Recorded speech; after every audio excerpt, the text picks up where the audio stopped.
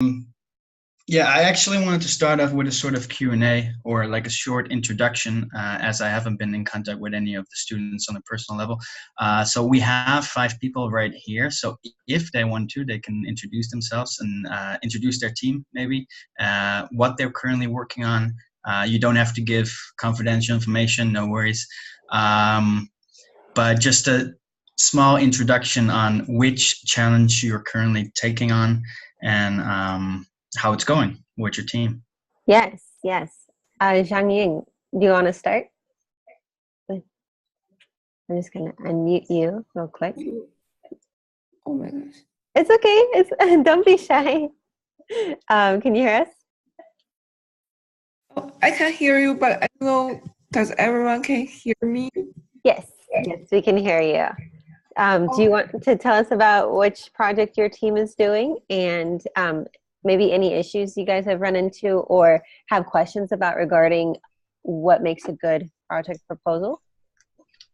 Okay, so my team is doing about the coffee machine group. It's called Nouvelle Seminole. Good. Or just like finish the presentation part, the PowerPoint part, and my group is waiting for the cross culture, the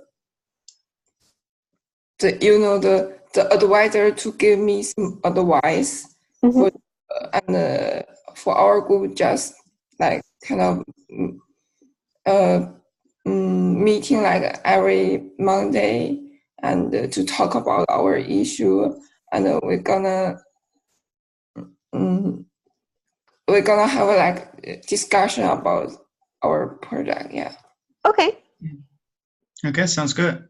And you already have a sort of strategy on how you're gonna propose your PowerPoint presentation? Actually, we kind of have a really long PowerPoint, so it's kind of our question about our PowerPoint, how to compress the PowerPoint. So we're gonna so maybe next Monday we're gonna discuss how do we compress our PowerPoint. So because we have a really longer details in our PowerPoint. Okay, sounds good. I will be giving some tips on how to present your PowerPoint presentation, or at least what kind of strategies you can use. So maybe after this webinar, you can talk to your team and discuss it on Monday, as you said. Okay. Thank you. Okay. And let's see, Tyler Campbell, do you want to join us? And I'll just pick on you next. Yep. Go ahead. So my team is group 25 and we're working with the opera. So we're kind of we meet on Sundays and we're kind of using the SMART acronym to kind of display how we're going to go about our project and how we propose our project. Good for you. Are you from the, let's see, X Culture Academy? I don't know. No. Okay. I didn't know. Wasn't sure if that was you or not. But yeah, we have one team that is actually, I think it's Team 32, which is actually they have like younger kids in that team. Okay. Yeah. Okay. Well, thank you, Tyler. Thank you. All right. And how about, let's see, Jerry? I think that's how you say it.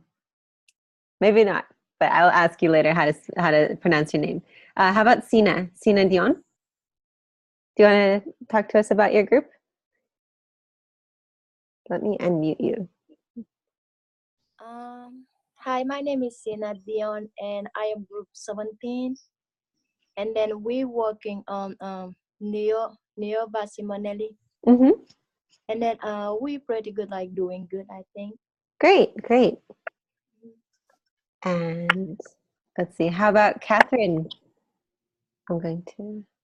Catherine, do you want to share with us about your team?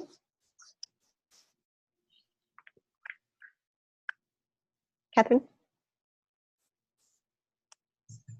Okay, we'll come back to you later. And let's see. Anybody else who's dying to share about their team and if they have any questions? Okay.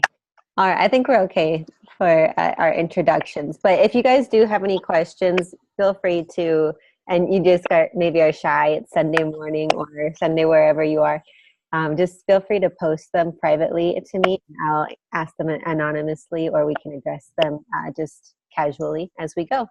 Okay? Okay. Okay. Tim, take it away. Okay, so yeah, from the introductions, I will give my introduction as well. So as Kim already said, I've been working with Xculture for at least 4 or 5 years. I was a student as well. I've been participating in conferences and eventually got to talk with Vas and started up the coaching program. So now we're doing that.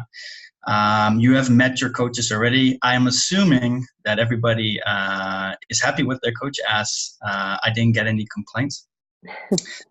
In terms of what I've heard from your introductions is that there's also not really a big issue in your teams. I think everything is going well. Yet again, I didn't hear any complaints from the coaches. So in this case, if something is happening, you can always tell them. So yeah, in terms of my introduction, as I already said, I've been working with Xculture. I have been to every single conference every single year, I guess, at least one of them out of the 2. And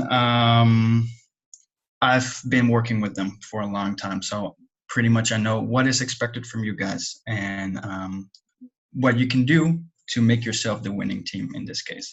Because I've heard many people wanting to be the winning team, but there can only be one. I'm not sure how it goes this conference because we will have 4 clients. Normally we have 1 or 2. But in case of 4 clients, there might be a different change in this case where we have 1 per client. But I guess I haven't heard anything yet from the organization. So in this case, I am assuming that only 1 can win. So yeah, in terms of your presentations, let's just start with that. So deliverables in this case, you will have to, of course, have a handout. You will have to show to the client while you're talking, while you're doing your presentation, to show at least what you're talking about so that they have something. It's not a PowerPoint presentation handout, as already was discussed. It's more of a summarized executive summary, but you can be as creative as you can be. I've seen many teams come up with a 1-page document where they actually only show pictures or show design work that they made themselves to show numbers, for example, like an infographic. I see a hand, so maybe that person wants to talk.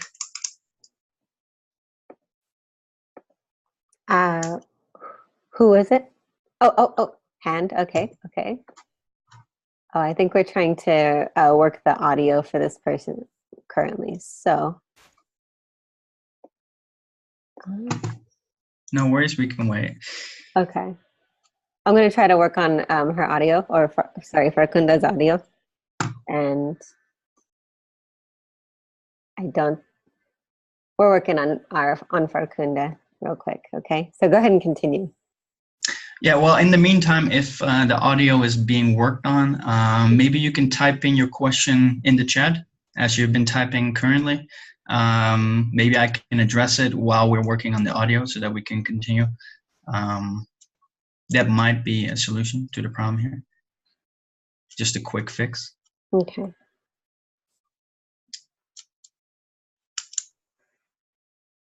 But yeah, in general, if anybody has a question while we're waiting anyway, if anybody has a question, this is the time to ask it. We're a week away from the conference. And in terms of the information that you can get, in terms of presentation, in terms of what you have to deliver during the presentation, how to impress the client, this is the time to ask. So don't be shy. You will have to be presenting at the conference anyway, so you will be in front of 20 people. So there will be no time to be nervous. So you can start with asking questions if you want to. Okay, he's using his laptop.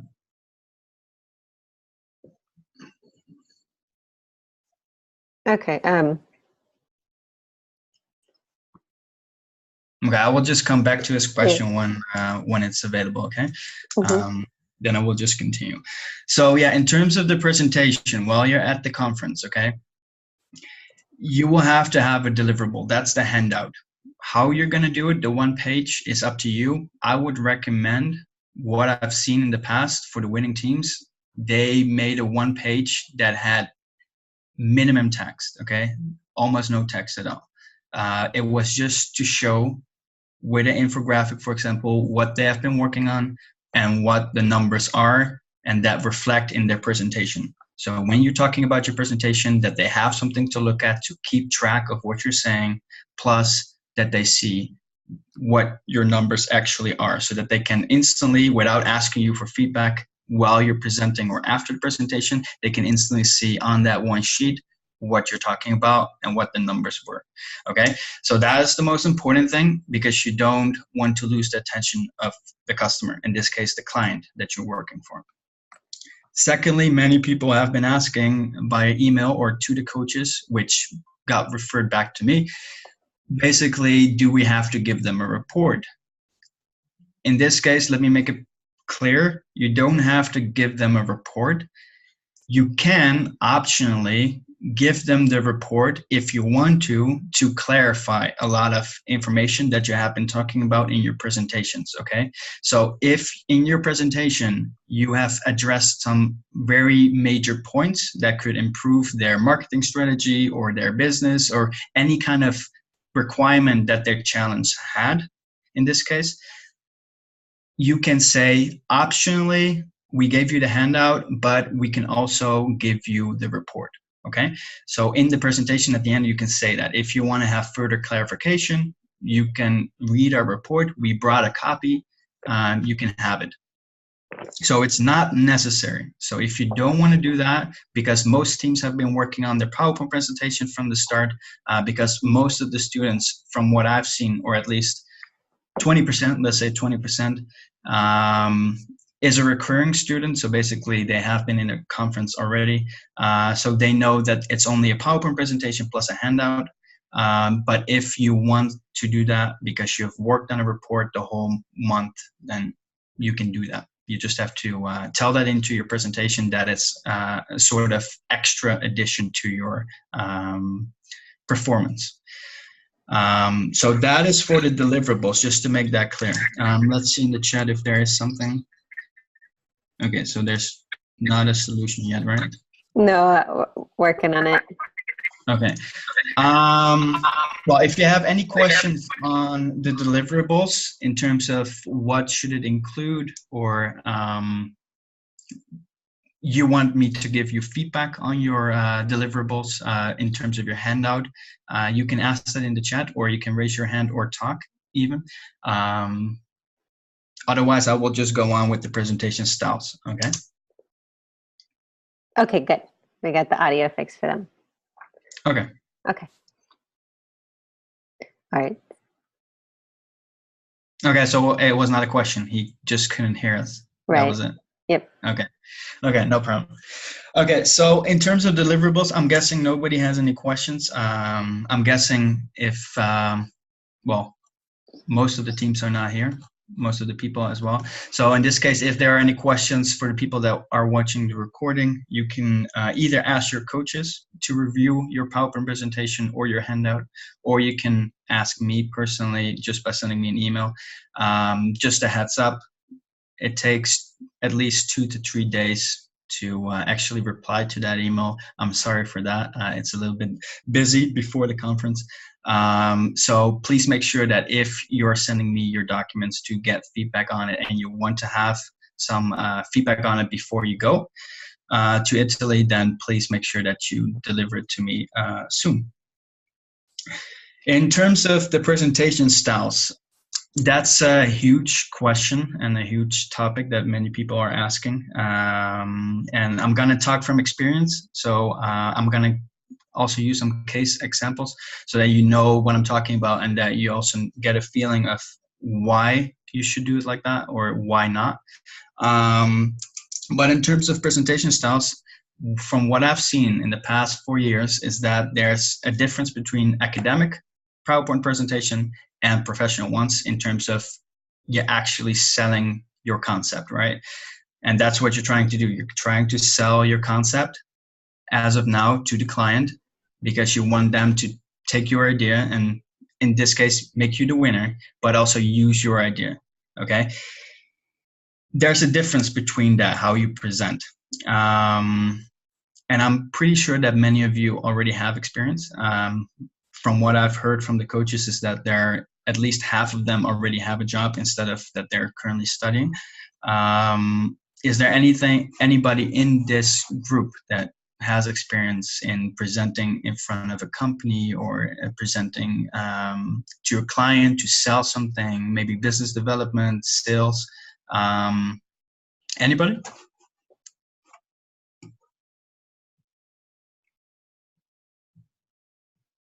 I don't see any hands raised. Okay.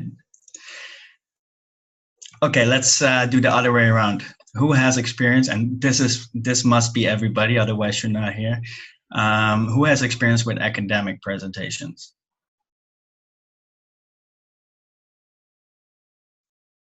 Oh, come on, don't be shy. Everybody should have experience presenting in front of the university. Thank you, Farkun, that says yes. Okay. And Kristen Brown, thank you. Catherine, thank you. So yes. Okay, beautiful. So in this case, in terms of academic presentations, can you, one of you, two of you, maybe tell a little bit about your experience, how that goes? Oh, okay. Sherry, let's see. I'm going to unmute. 1 second.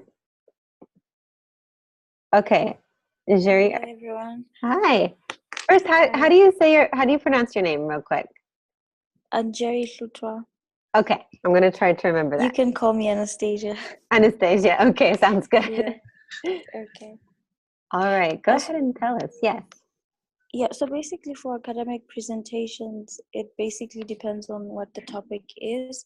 Like for X culture, we would basically explain the strategy we aim to choose, the basis of why we're picking that strategy, and the benefits that the company will get from picking that strategy, short-term benefits and long-term benefits. I think that would be part of academic presentation. And would it be more informative or would it be more trying to change the opinion of somebody else? I think it would be, academic is more informative. Mm-hmm. Yeah, but professional is more about selling an idea and getting people to actually buy into your idea. Yeah, that's correct. Like in terms of a professional or in terms of selling your concept, you would have to change the opinion of the other person.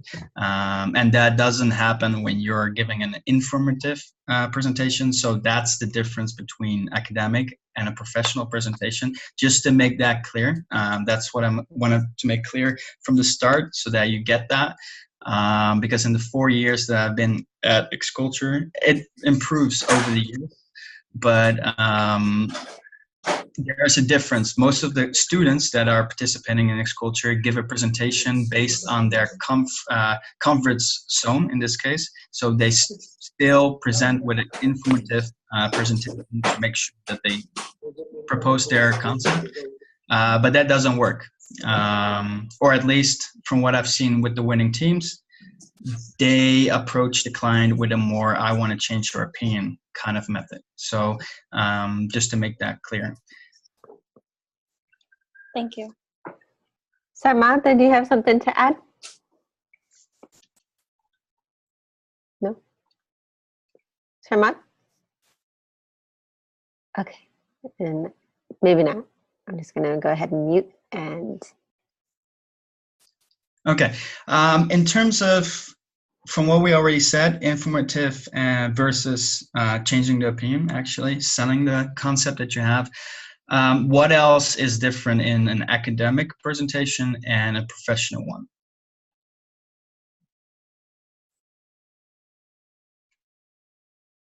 I'm going to give you a hint. So in terms of informative presentations, you're almost not trying to change the opinion. So you're also not trying to get the opinion from the other person, right?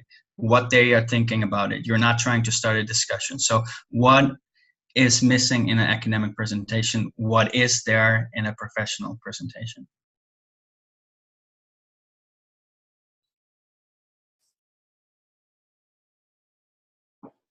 Yes, interaction, or otherwise called engagement. So you're not trying to engage the client, or in this case, the professor that you're doing your presentation for, right? Basically, what you're doing is just giving the presentation what your professor asked you about, and basically that's it. You're not trying to be or trying to do more than is required, right? You're only trying to do the presentation, get your grade, that's it. In terms of a professional presentation, or let's just call it like a I want to sell my concept presentation, you have to engage the client. And that is actually 20% of all the presentations that we get in a conference. It only happens for 20%. And that's the thing that needs to change, in my opinion. I'm not sure if that is something that is in the opinion of others, but from my experience, that needs to change so that you are actually fully committing and engaging the client so that they actually feel involved. Like, for example, if you're an employee, if I would say as your boss, like, give me a presentation, or I actually would give you a presentation about your salary increase, okay? I would give you a presentation about your salary increase. And I would say for the next 10 years, and this is what I'm going to tell you, informative, I'm going to tell you for the next 10 years, you're not getting a salary increase. From your perspective, you're going to say, well, don't I have a say in this? Or am I just going to quit my job, or I'm going to find something else? So you're not feeling involved in the process of your boss just deciding, although it's unfair, your boss is just deciding you're not getting a salary increase, right? So you want to be engaged, you want to be involved. It's the same for the client. If you want to make sure that your idea or your concept is getting across, so you're talking about numbers, you're talking about concepts, you need to make sure that not only are they listening to you informatively, but you need to make sure that they're engaged so that they actually keep track of what you're saying. Once they're engaged, they're not looking around them, they're not looking at the time, they're not looking how long the presentation is going on for. They're only waiting for you to provide them with the information. And once you say it's done, then they're actually like, okay, well, that was a good presentation, or at least they are familiar with what you were saying, and they remember you when they go into the evaluations. So engagement, when we're talking about I want to sell my concept presentation, is very important. It's not going to be an informative presentation if you want to be one of the winning teams in this case. Any questions about that, or does that make sense?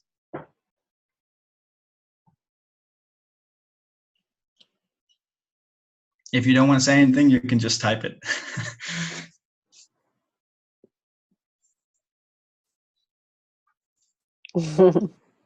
Okay, perfect. So then I will continue. If there's any question along the way, just make sure to put it in the chat or raise your hand so that you can talk, okay? So in terms of what we have been talking about, we have been talking about informative versus I want to sell my concept, or I want to change your opinion. And we have been talking about basically the engagement that you're bringing to the client, okay? Those two concepts are very important when you're giving a presentation on a professional level, okay? There's also one other thing that you should keep in mind, and that's the hard pitch and the soft pitch, how we call it, okay? So in terms of presentations that are on informative manners or a method used while you're doing a presentation in front of a company, for example, that you want to change the opinion of, then that's a hard pitch. So when you're only making yourself talk and not including the client, it's a hard pitch. You're basically saying, we can do this for you. The challenges that you have, we can do this about it. And well, our conclusion, you have to buy our product. In this case, that's a hard pitch. And most of the time, the decision is not in their hands. And they will see you as an aggressive seller, basically saying, okay, it's a 50-50 or even less percentage that they will actually take your idea, right? If I basically say to Kim, like, I know the best makeup around here, I'm selling it actually, you should buy it from me, it's perfect, it's a little bit pricey, but you should buy it from me, she's going to be like, yeah, right, it's not going to happen, right? So although I say all the benefits, although I say all the things that I want to have and what I want her to buy from me, it's not going to happen because she feels attacked or she's being defensive, or if it works, the decision was not hers, it was mine. So if I want her to be a recurring customer, I would have to sell the product over and over again, because after she bought it once, it's like the cookie, how do you call those? The Girl Scouts or whatever that sell those cookies at the door? Yeah, so basically it's that approach, right? So if I would be a Girl Scout selling cookies, I would make sure that I do the hard pitch because I don't want her opinion. I just want her to buy that one time. I want her to buy those cookies.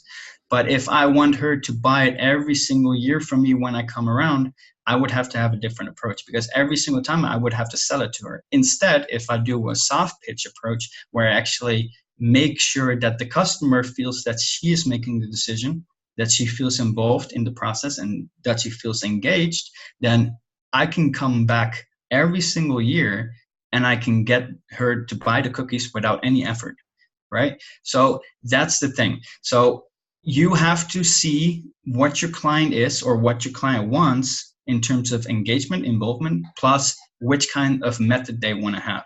For example, just to give you a case study, as I already said in the email, I guess, I've been working with the UN, and I've been working with a couple of ministries for the company that I'm currently working at.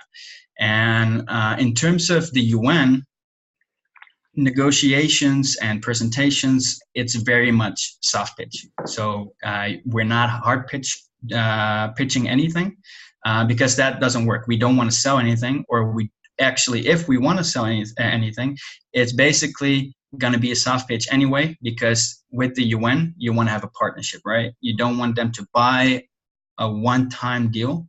You basically want them to come back, and you want them to come back to you, right? So in terms of that would be a soft pitch. You're basically giving them your engagement, your involvement. You're asking them personally when you start the conversation, well, I'm from We Lever, for example. I'm a social movement that tries to make the world a better place.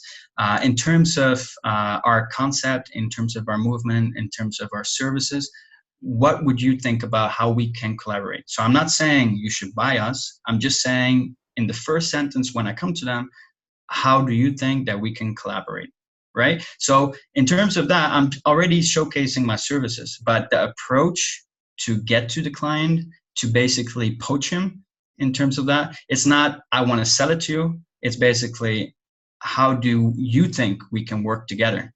And that provides them with a much more overview of, okay, I have much more power. I can decide what I want to do. Actually, this guy is not afraid at all. It can also provide a positive view of your product, because it shows that if you ask them to invite to collaborate, you can basically see that I'm not afraid of my product. I think it's a good product, right? If I'm hard pitching, selling it, the opposite side or the negative feeling the client can get is that I'm not so sure about the product and I want to get rid of it. So I'm going to stop here, just not to confuse anybody. Does that make sense? Or are there any questions before I continue? I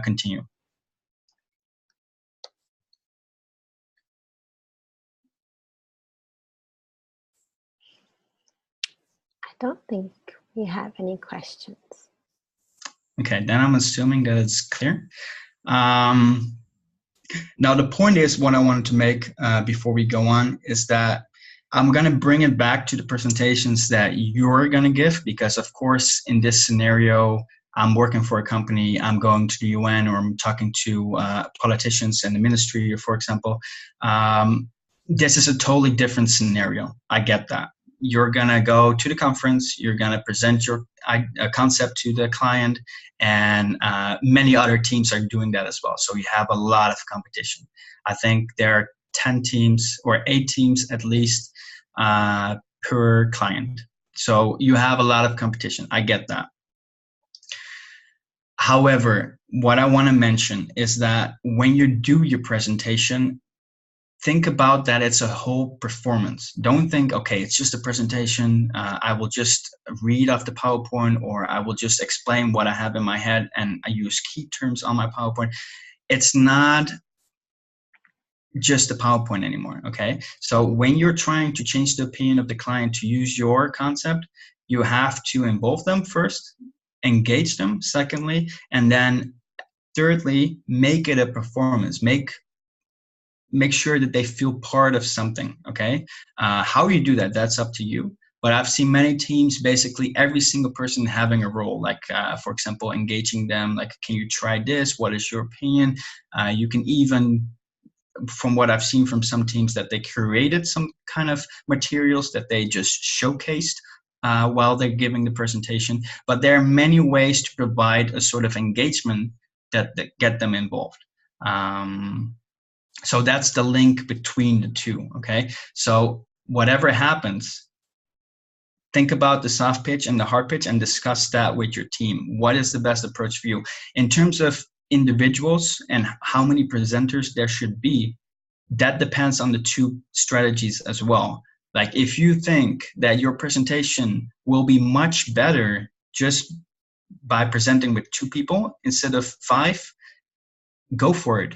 However, in terms of the strategy that you choose and in terms of how many people you actually want to present with, you should keep in mind that if you are looking for an internship or for a job or for any kind of exposure from these 4 companies, be presenting.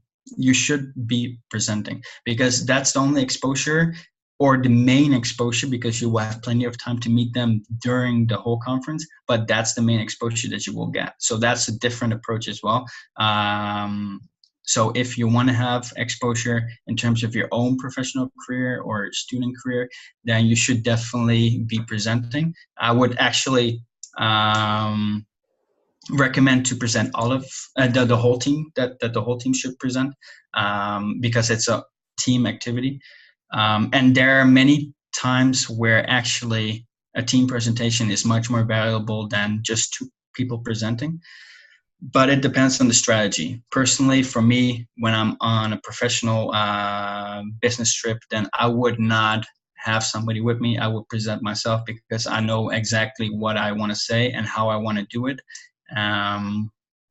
But it depends. There are many occasions where I actually have 2 people with me to basically showcase the product, but those 2 people can do a different sort of engagement. I can talk to the head of technology, for example, while the other 2 people, my colleagues, will be talking to their assistants, or at least to a different person in the organizational tree, for example. So there are many occasions where you can use different people, or the amount of people that you want to use for a presentation, okay?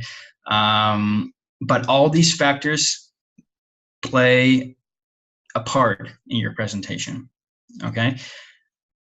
And all the presentations that I've seen up till far have differences. So some people have 1 presenter, but the rest of the team is not standing idly by, but they're actually doing some kind of engagement. There are people that actually presented with 3 people, but didn't do any engagement. It depends. But what I would recommend from experience and from X-Culture experience, try to engage them, try to involve them in such a way that they feel, okay, it's not like 8 boring presentations, or at least I have to listen to them in a row, for example. It's for their perspective. You also have to look at their perspective. So in terms of them, they will have to listen to 8 presentations minimum, and they will have to listen to them on one single day and then evaluate them. So the more engagement you have, the more involvement you have, the more they will remember you, right?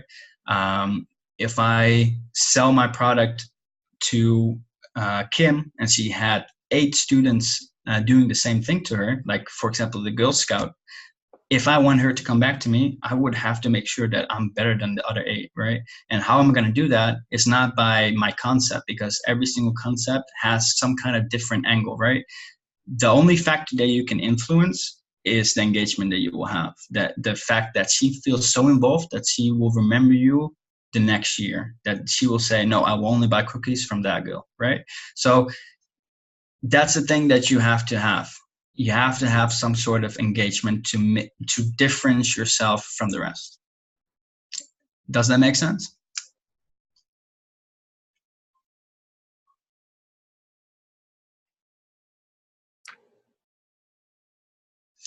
Sometimes I feel that I'm talking too much. So sometimes I just stop myself. Anastasia says yes, makes sense. And definitely, thanks, Kristen. Okay, perfect.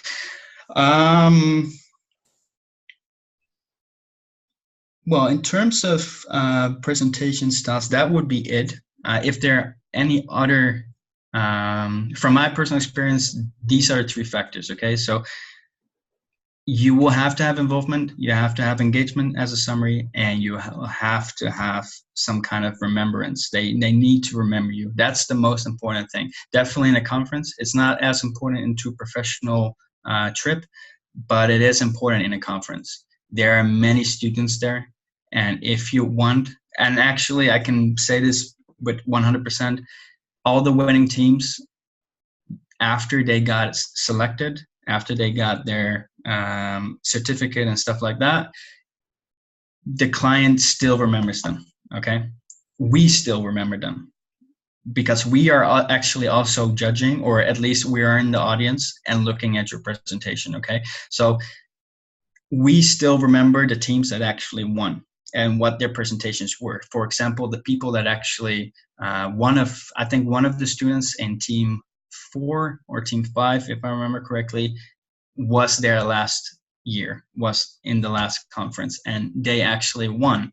Or one of the coaches that currently is under my supervision has won the conference one time. So all these presentations that they give, we still remember them, and that's the most important part.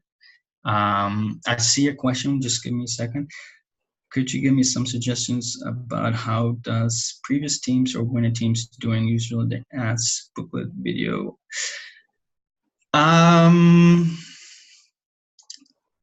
There's not one single type that I would actually recommend. And I actually don't think that all of them use the same. What I would recommend though is something that would be more convenient for you. Like, the best presentations are not how the PowerPoint looks. The best presentations are also not how advanced or how much technology the PowerPoint has or how it visually looks. The most important thing is that you can explain it, right? I need you to tell me what the PowerPoint is about. And the thing is, the more the PowerPoint differentiates from the team in terms of their capabilities of actually speaking about it, the more the presentation will not be remembered, okay? Because it's not gonna have an impact, okay? So if you know, and that's a good point actually that you brought it up because I didn't talk about that yet. If you know from personal experience that all of your team members are not good presenters or are shy or at least have troubles with it, but they do it, make sure that the PowerPoint presentation is comfortable for you. Okay, the PowerPoint presentation is not for the client. The PowerPoint presentation is partly for you. It's partly to remember what you're going to talk about and to make you comfortable with the coherence and the structure and the setting and the direction that it takes, right? Like if I know that there's going to be an introduction, if I know that in the middle I'm going to change places, I can prepare myself. I can set myself up, although I know that my weaknesses are I cannot present well or I cannot do this well, okay? So work with your positives, definitely, but work with your negatives as well. So make sure that your presentation aligns with that. However, in terms of visual looks and how it should, there's no specific way that we would recommend. The only thing that I would say is that once you have put down the foundation, so that basically you have the direction that you want to go to, you have the strategic kind of way, because there are two different ways, right? You always will have a solution in your presentation, because that's your concept and that's basically what you want to show to your client, your solution to their problem statement. However, there's different ways to basically put that message across. You can start by saying your solution. You can basically put a big impact. You can basically make sure that you have a lot of involvement and engagement from the get-go, so that you have the attention of the audience, right? So basically you can say, okay, this is our solution, and now we will explain how we got there, right? However, you can also do it the other way around. You can say, well, we will first tell you a long story, and then we will say you the solution. So we will end off with the climax, however, or the impact that you have. And that's the totally opposite of the other one. You will start with the climax or the cliffhanger, and then you will tell what happened, right? So it's a sort of flashback. So there are different ways to actually go about a presentation. But the most important thing is first the foundation. Make sure that you feel comfortable, so that when you're on the stage, when you're actually talking to the client and engaging them, that you don't, by all means, have a blackout. Or it can happen, trust me. And no worries, we have been there and we will help you through it. That's not a problem, and it will not negatively affect your presentation. Don't worry. We have had cases where somebody had a blackout. We will just help her, okay, or him. However, if you want to prevent that sort of stuff, or you want to make sure that you feel comfortable when giving the presentation, or you want to leave a good impression, make sure that the foundation is there. Make sure that you align yourself with the presentation almost, okay? So that's one. Secondly, think about if you should have a transcript, because I have already seen some emails coming my way with transcripts that I have to review, or if you just want to have key terms and improvise, okay? Most of the time, the people that actually have blackouts, and that's, you will have to check very critically to yourself if that's the case with you. If you have a transcript, make sure that you are the person actually that can follow it. If you cannot follow it because you get excited or you have all that adrenaline inside of you, make sure that you just go with key terms. Because if you have key terms, you know what the topics are that you have to discuss. You just have to remember what you have to say in your head. But it doesn't have to go via a long text that you should have remembered in your transcript, right? If you have a transcript, if you make one mistake, it could happen that you don't know what is going to happen in the next phase. So this is all part of the foundation, actually. It's not part two, it's all part of foundation. Make sure that you are aligned. I cannot stress that enough.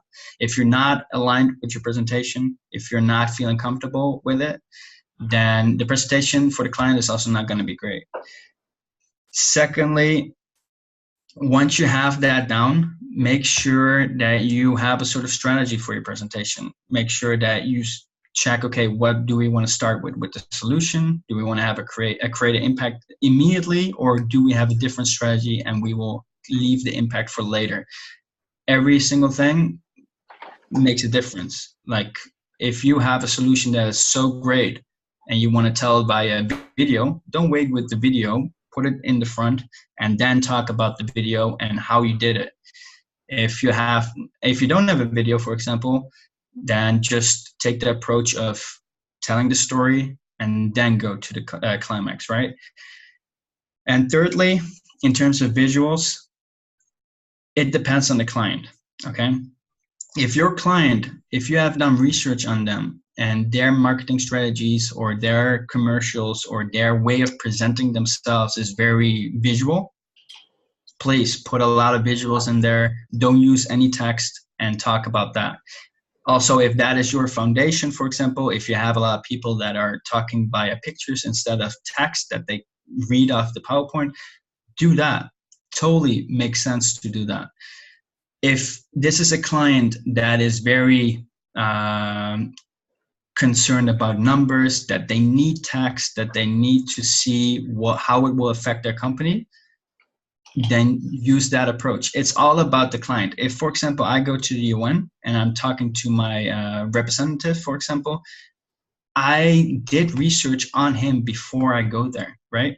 If I want to make sure that I change his opinion, or at least have a soft pitch that I can collaborate with him for a longer period of time, I already did research before I went to that place, before I went to that meeting, because I need to know everything that he is about to go and say. And of course, that's impossible, but you can do the preparation to make sure that you're prepared at least.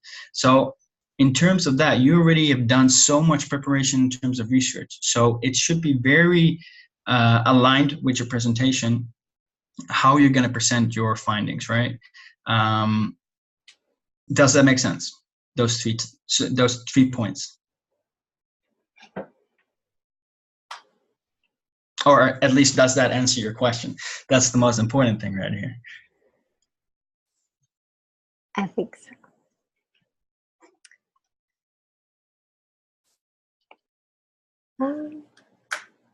I don't see any question. Oh, we've got a question. Okay. Farkunda, go ahead and type your question. Okay. And Farkunda, I'm just going to go ahead and lower your hand. We'll be waiting on your question, okay? Or maybe that was they agree. So. No, if that makes sense, that's perfectly fine. I don't see any confirmation or any other questions, so I'm guessing everything is fine. If not, you can just ask a question by email. As I said, you can just send me an email, or you can ask your coaches to do that. I will say it again though, there is a 2 to 3 days delay. So I will, if you send it, for example, on Monday, the earliest that I can send you a reply back is on Wednesday. Unfortunately, due to the conference and due to my work responsibilities. In terms of your coaches, you can, and I'm pretty sure that they've already been helping you in, oh, there's a question. Estimated cost of the marketing strategy total annual.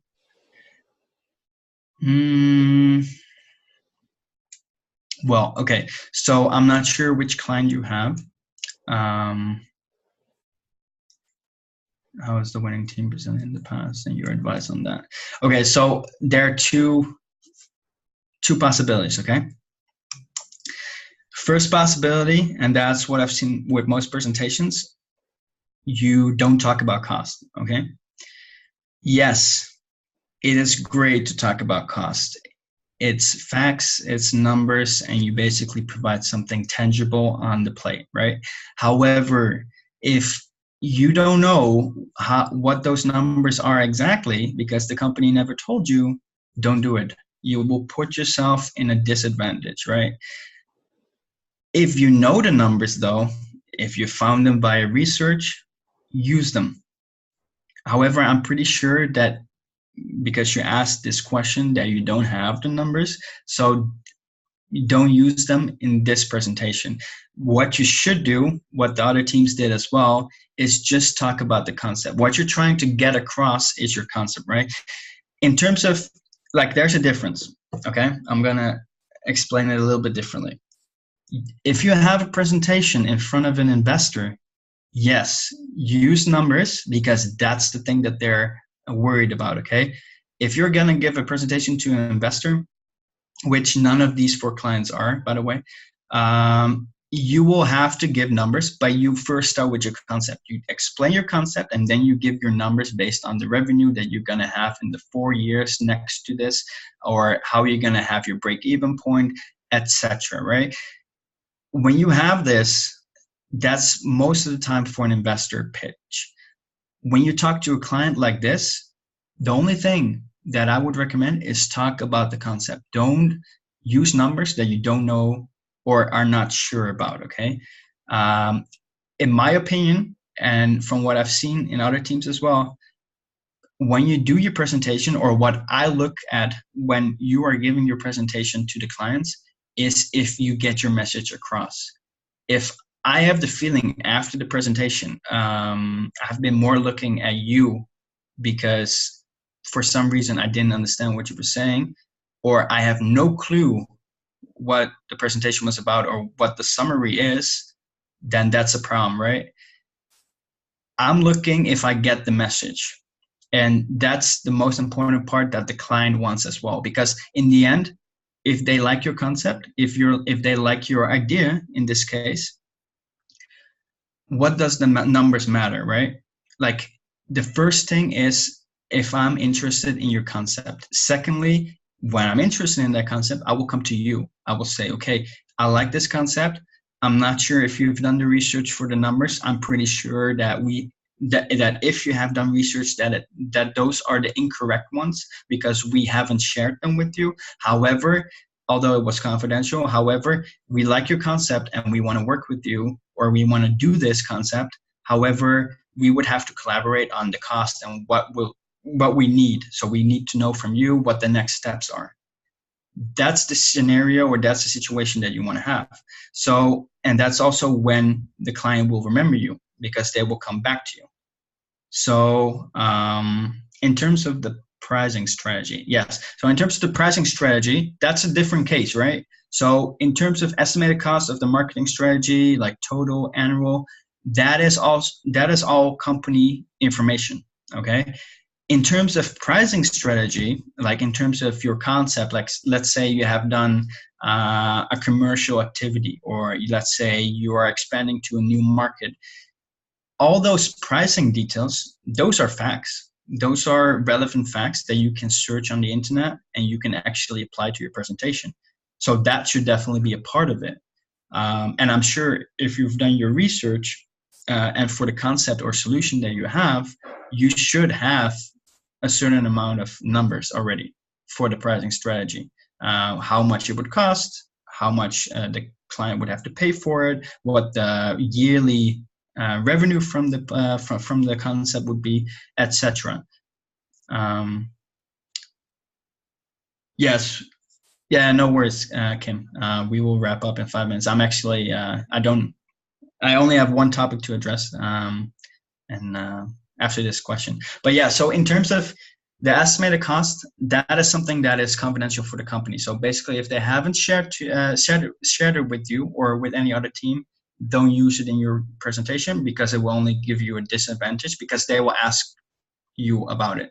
If I see something in the presentation and I'm unsure if the numbers are correct, I will ask you. I will ask you about the financial data, just like an investor would. I would ask you, okay, where did you get these numbers from? How would this affect us? How would this impact us?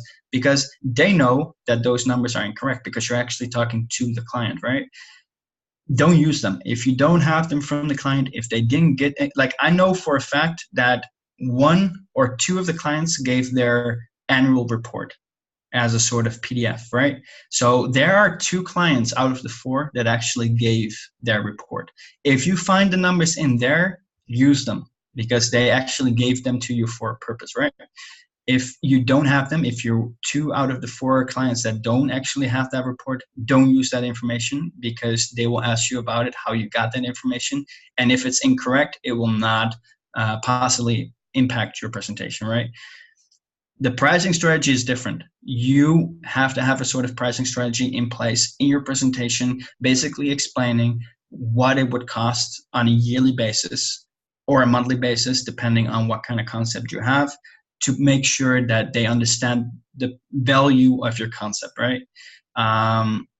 If they want to implement it, they will ask you for the details. So you don't have to be specific, or you don't have to be elaborate. Like, you don't have to give 5 PowerPoint slides on financial data. However, make sure that you address the topic. Does that make sense? And in terms of the 5 minutes, if that makes sense, I would like to just address one more topic. You can, if that makes sense, or you have any other questions, you can just type it real quickly while I'm addressing the last topic, and then I will just come back to your question if that's okay. In terms of the presentations, rehearsals, okay, as I already said, you can send me your one-page handouts for me to check them. As I already said to all the coaches, yes, I will elaborate on it a little bit more after this last topic, okay? I promise. In terms of the presentation rehearsals, okay? All the coaches already mentioned, and I already said to the coaches, I will check your work. So all of you have a Google Sheet that I shared with you. I will check your research and I will check your work by the end of this week. So maybe Monday morning, okay? I've been a little bit busy in Brussels with the UN, so I have not been able to check them yet. I'm sorry for that. However, I will check them before Monday so that I can basically give you some feedback on your work. In terms of the presentation rehearsals, it depends on the team. As I said, it's your own initiative.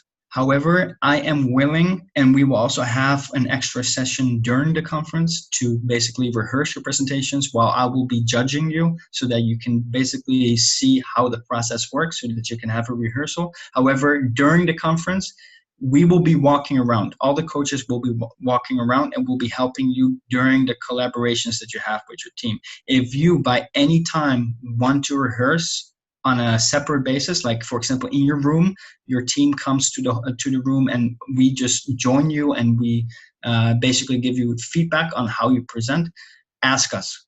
We are there for that purpose, okay? All the coaches plus me, we will be there not to help event management. That's something that the ambassadors will do.